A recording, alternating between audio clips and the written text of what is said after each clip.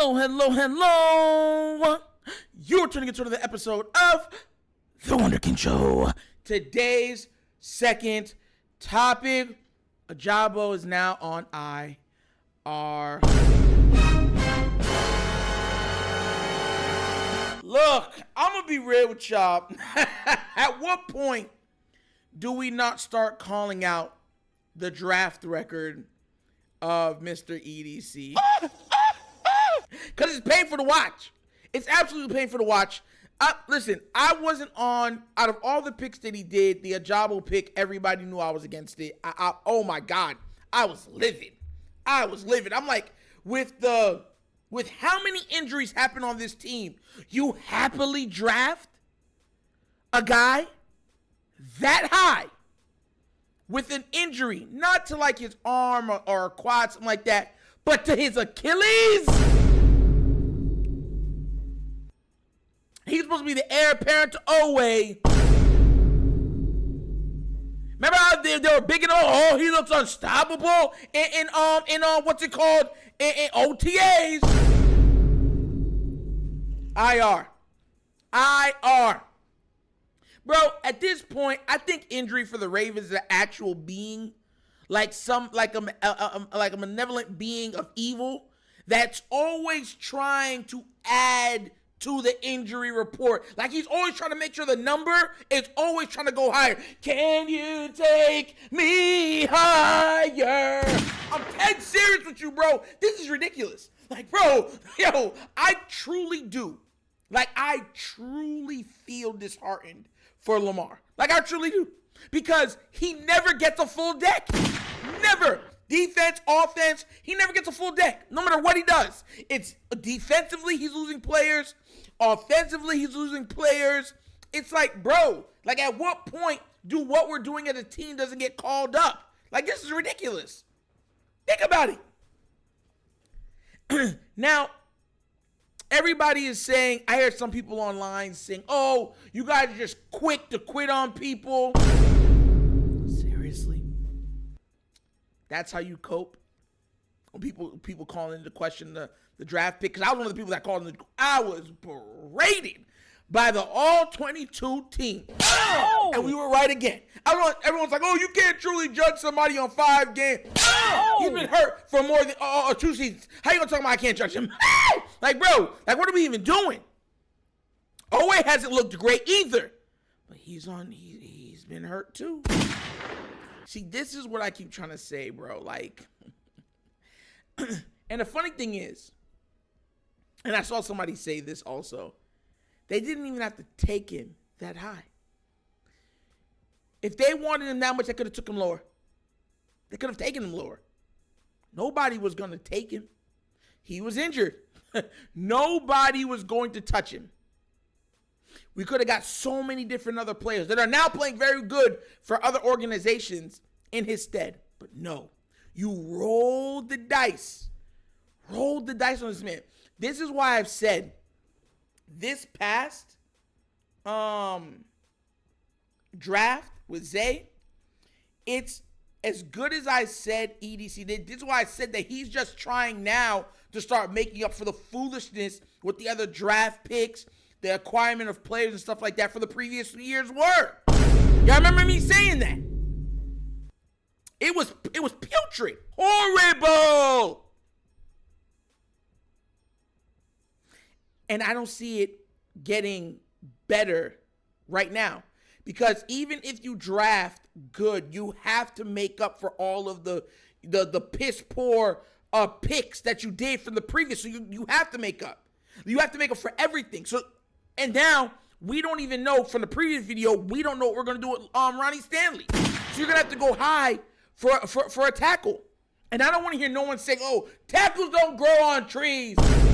The Chiefs remade their entire, not 1 or 2 spots, their entire offensive line in 1 offseason.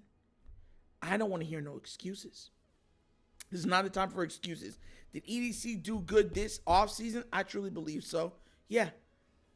I give him a B+. But the problem is it's just like this. It's like, oh, you got a B+ in math. Great. But what were your other grades? You know, you bring home like, Mom, I finally got a B plus in math, but what you get in English? D. What you get in physical education? C minus. Your parents looking at you like, how you get a C minus in gym? Social studies, D plus. And you're just stuck on the fact like, y'all finally got a B plus in math, bro. Bro, it doesn't work that way. There's other factors you have to factor in. This is beyond disheartening. And bro, I was sitting there just like, I was sitting there like I couldn't believe it. I sat there like, bro, there's no way. There is no way. Look at this. And I'll read it to y'all. We have placed outside linebacker David Ojabo, in quotations, ankle/knee, on injured reserve. We have signed Kyle Van Noy to the 53-man roster. They gave you bad news and tried to give you a little good news in the middle. Yo, bro. We have also elevated Melvin Gordon the third and wide receiver Laquan Treadwell from the practice squad for tomorrow's game.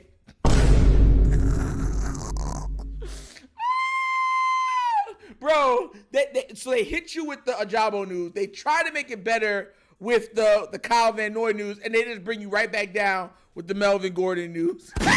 Because, listen, let me tell you something right now. Nobody trusts on this team Melvin Gordon. Nobody. And if there's inclement weather where stuff are wet and it's a fumbling issue coming through, we're all like, every time he touched the ball the other day, we were, no, worried. And the funny thing is, he was the one that didn't fumble, but everybody was expecting him to be the one to fumble. The Ravens have to reevaluate the way that they're doing things. They have to. Players are often way too injured. Things that wouldn't injure other players, injure ours. Lower body extremity every time. Every single time. It has to be looked into. But the Ojabo pick, remember, before the season started, I had people talking about some Ojabo going to be good, bro. Oh, ain't going to be good, bro. We're going to have two monsters on both sides. The Nigerian nightmares. Which side is the Nigerian? Which side is the nightmare? Nightmare Nigerian. You can switch them around. Yeah. It's been a nightmare, all right. And it hurts because as a fan, you're watching, you're like, how can this get any worse? And it always does. So I'm not one of those people that are going to say Ojabo's a bust, but they should have never taken that man that high. Never. And now we get to watch how bad the pick was at where it was. They got to pick them in the 5th round, maybe 6th round, something like that. And there would have been no problem. No problem. And you probably could have got him there because of the injury. No team was going to take a chance on that. But the Ravens always overvaluing injured players. Oh, yeah, we can get him on a discount. And we didn't even get him on a discount. Remember, he didn't even want to sign his deal. He said, I want more money than that. So it's like, bro, y'all scouting team need to be fired.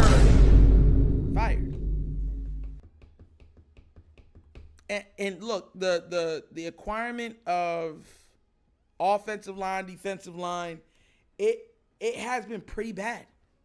Outside of Linderbaum, who I think is going to do really well.